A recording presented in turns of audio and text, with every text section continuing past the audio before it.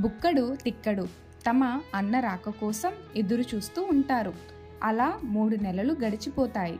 అక్కడు దగ్గర నుండి ఎలాంటి సమాచారం లేకపోవడంతో బుక్కడు తిక్కడితో, తమ్ముడు, అన్నయ్య ఎలాంటి పరిస్థితుల్లో ఉన్నాడో ఇంతవరకు ఉత్తరం కూడా పంపలేదు. అన్న కూడా రాలేదు. నేను వెళ్ళి అన్నయ్య ఎక్కడున్నాడో ఏమైందో చూసి అన్నయ్యని తీసుకొని వస్తాను. నువ్వు అమ్మని జాగ్రత్తగా చూసుకో అని చెప్తాడు. దానికి తిక్కడు సరే అని అంటాడు. మరుసటి రోజు బుక్కడు అన్నయ్య జాడ కోసం ప్రయాణం మొదలు పెడతాడు. నడుస్తూ నడుస్తూ కాళ్ళు నొప్పులు వస్తాయి. ఒక దగ్గర విశ్రాంతి తీసుకొని మళ్ళీ నడక సాగిస్తాడు. మార్గం మధ్యలో బుక్కడికి ఆకలి, దాహం వేస్తాయి. చుట్టూ చీమ కూడా కనిపించదు. అలా ముందుకు నడుచుకుంటూ వెళ్తుండగా ఒక గుడిసె కనిపిస్తుంది.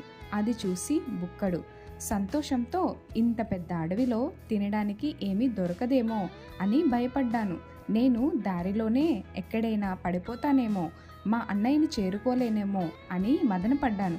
కానీ సమయానికి నాకు ఈ గుడిసె చూపించి ఎంతో సహాయం చేశాడు ఆ దేవుడు అని అనుకొని బుక్కడు ఆ గుడిసె దగ్గరకు వెళ్ళి తలుపు కొడతాడు. అప్పుడు పెదరాసి పెద్దమ్మ తలుపు తీసి, ఎవరు బాబు నువ్వు, ఏం కావాలి అని అడుగుతుంది. దానికి బుక్కడు, నేను ఒక పని మీద ఇటుగా రావాల్సి వచ్చింది. నాకు ఆకలిగా ఉంది, ఏమైనా ఉంటే పెట్టండి అని అడుగుతాడు.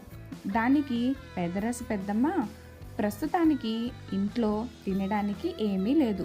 నీకు ఆకలి అంటున్నావు కాబట్టి నీకు తినడానికి ఏమైనా వండుతాను, నువ్వు ఇక్కడ కూర్చో అని చెప్పి లోపలికి వెళ్తుంది.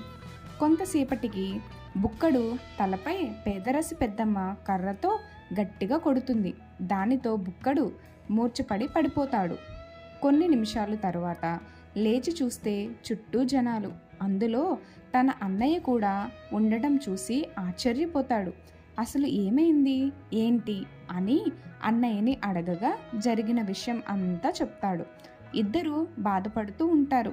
తప్పించుకోవడానికి కూడా వీలు లేని ఈ బందిఖానాలో ఎన్ని రోజులు ఇలానే ఉంటాము అని బాధపడుతూ ఉంటారు. ఇది ఇలా ఉండగా ఇంటి దగ్గర తిక్కడు తన తల్లిని చూసుకుంటూ తన అన్నయ్యలు రాక కోసం వేచి చూస్తూ ఉంటాడు. ఇలా 3 నెలలు గడిచాయి. అయినప్పటికీ ఎటువంటి సమాచారం రాదు. అయితే తిక్కడు ఒక నిర్ణయం తీసుకుంటాడు. తన తల్లిని పక్క ఇంటిలో ఉన్న ఒక బామ్మకు అప్పచెప్పి తన అన్నయ్యలని వెతకడానికి బయలుదేరుతాడు.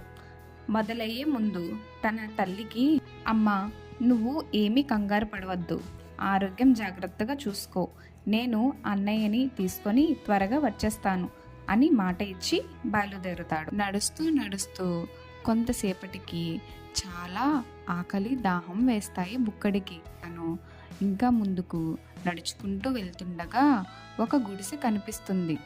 ఆ గుడిసె దగ్గరకు వెళ్ళి తలుపు కొడతాడు. పేదరాశి పెద్దమ్మ తలుపు తీస్తుంది.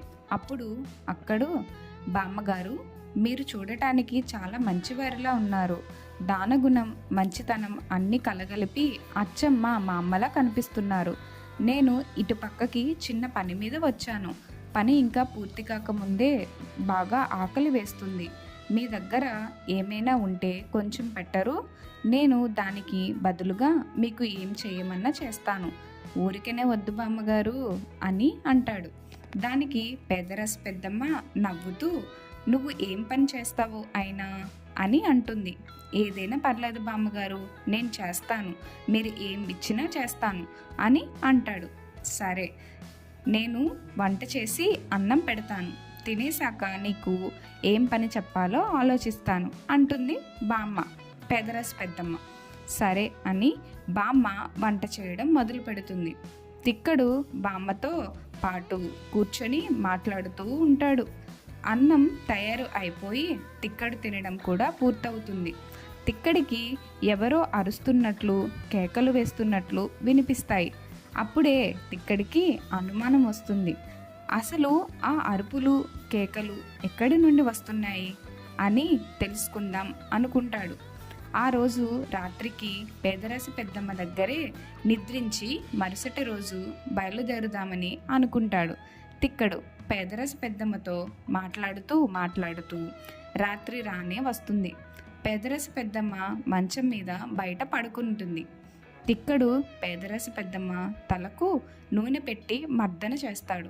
దానితో పేదరసి పెద్దమ్మ నిద్రలోకి జారుకుంటుంది.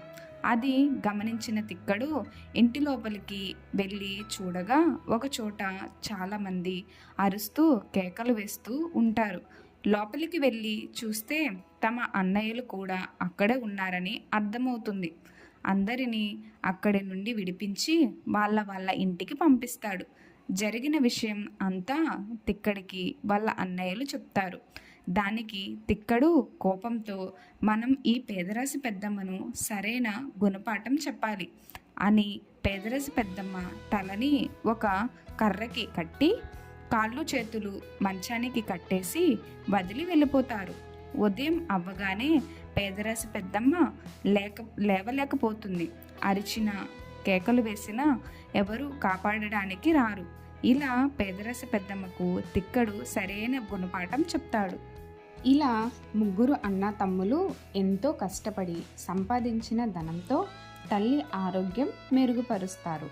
ఆ తల్లి ముఖంలో చిరునవ్వు చూసిన వారి హృదయాలు ఆనందంతో నిండిపోతాయి. ఇకపై తల్లిని ఎంతో జాగ్రత్తగా చూసుకుంటూ ఒక్కటిగా ఉండి ఆనందంగా జీవనం సాగిస్తారు. వారి ప్రేమ, త్యాగం, రుచి ప్రతి ఒక్కరికి ప్రేరణగా నిలిచింది. ఇలాంటి స్టోరీస్ మరి ఎన్నో కావాలి అంటే మన ఛానల్ని సబ్స్క్రైబ్ చేసి బెల్ ఐకాన్ పైన క్లిక్ చేయండి. మీ ఫ్రెండ్స్ అండ్ ఫ్యామిలీ మెంబర్స్కి కూడా షేర్ చేయండి. లేటెస్ట్ స్టోరీస్ని ముందుగా పొందండి.